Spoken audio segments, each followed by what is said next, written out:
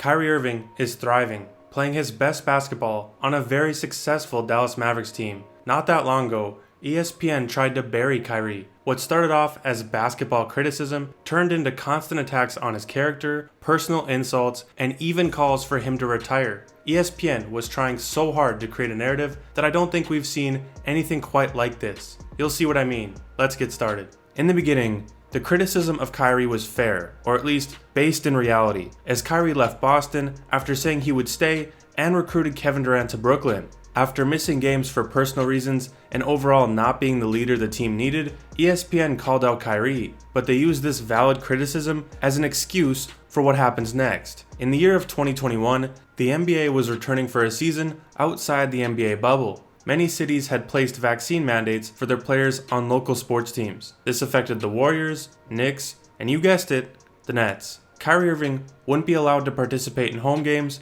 unless he got the vaccine, but Kyrie Irving did not agree with the use of force. He didn't like that people were having to choose between their job or getting vaccinated. As a result, he refused to take the vaccine, but was fully willing to play in away games. Nets owner Joe Tsai told Kyrie they wouldn't need him. And here came the attacks from ESPN. Despite Kyrie sacrificing millions for what he believes and standing up for others while still wanting to play in every NBA game he was eligible for, the media called him selfish and stupid. He thinks that he's above the fray a lot of times.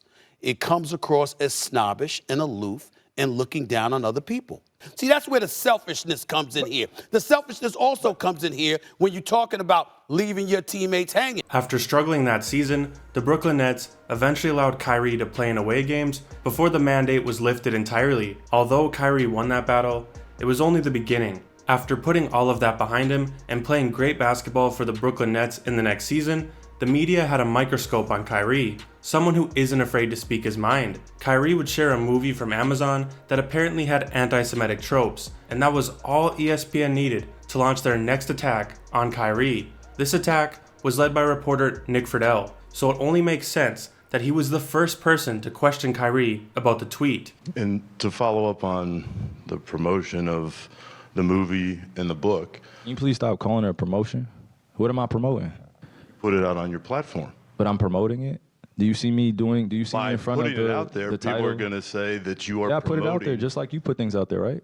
Yeah, but it's not. You put things out there for a living, right? Right, but my stuff is not. So let's move on. Filled let's with move on. Anti-Semitic. Let's stuff. move on. I'm not doing that. Another You're human free to being. post. I can post whatever I want. So say that and shut it down and move on to the next question. But Kyrie, you have to understand that by I don't have to understand anything from you. But Nothing. It's not me. Nothing. By It's no posting people that what you're you making did, up, bro. Move on. But by posting Move what on. you Next did, question. Anybody Do is you going guys to have look any more at questions it, for and me? they're going to say, You guys have any more does he have questions? Because this is going to be a clip. beliefs? This is going to be a clip that he's going to marvel at. Is this any more questions? But you're not answering the question. Oh, this is another answering your question. Oh my God, let's make another Instagram clip so we could be famous again. He also led the charge against Kyrie for posting an Alex Jones clip about government overreach on vaccines. ESPN killed the messenger instead of the message, blasting Kyrie for sharing anything that someone like Alex Jones had to say. Why did you decide to promote something that Alex Jones said? I do not stand with Alex Jones' position, narrative, court case that he had with Sandy Hook. My post was a post from Alex Jones that he did in the early 90s or late 90s about secret societies in America of occults, and it's true. Despite anyone even seeing the movie or knowing what was bad about it, the media had strong feelings against Kyrie, even taking personal shots. That spread into the Nets organization, who immediately suspended Kyrie. This led to Kyrie deleting the tweet and apologizing to anyone who was offended, but that wasn't good enough. Nets owner Joe Tsai wanted Kyrie to apologize for posting it at all. He wouldn't let Kyrie play until he got a specifically worded apology that suited him, and Nick Friedell kept demanding that Kyrie apologize again. Are you sorry for the hurt that your posts caused people? I'll take my responsibility. Kyrie, for the record, do you have any anti-Semitic belief? Again, I'm going to repeat. I don't know how the label becomes justified because you guys ask me the same questions over and over again. I think what people want to hear, though, is just a yes or no on that question. Yes or no. At this point, Kyrie already clarified multiple times that he didn't agree with everything in the documentary, and he already said that he respects all walks of life. But Kyrie isn't going to apologize just because you told him to, especially after you just attacked him and labeled him anti-Semitic. The Nets even sent out a list for Kyrie to perform before he could return to basketball. Stephen A. Smith and Kendrick Perkins would launch attacks on Kyrie daily on First Take. It was so bad that ESPN analyst Jay Williams was reaching his breaking point. After responding repeatedly on social media, Jay Williams appeared on First Take to confront Stephen A. Smith, and it got very heated. The way he's labeled just seems to be so extra with him. Okay. It seems like he's turned into like a media target. Are you finished? Yes. I thank you for allowing me to talk for a minute and 30 seconds. Well, listen. Go ahead, Jay. Come on, man. Go ahead, Jay. I'm not sitting up here on national TV absolving Kyrie Irving of every decision.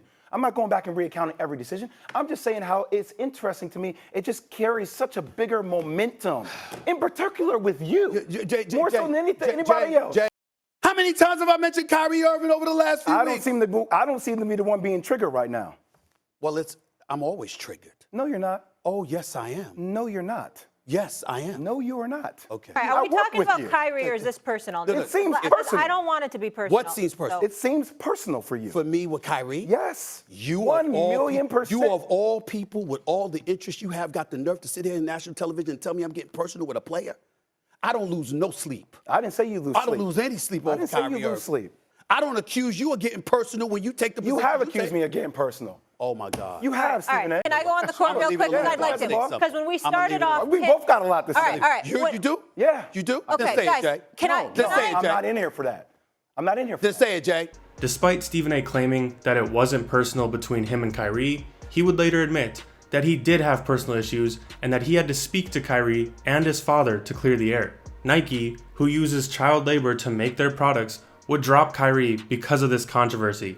After not being able to reach an agreement on a contract extension, Kyrie Irving would then be traded to the Dallas Mavericks. Had ESPN not overreacted to everything Kyrie Irving did, the Nets likely wouldn't have suspended him, and Nike would still be partnered with him. So there you have it. ESPN used fair basketball criticism to try and bury Kyrie Irving for standing up for his beliefs. They tried to create an entire narrative of hatred and anti-Semitism around one player. But Kyrie Irving stood strong and won every battle.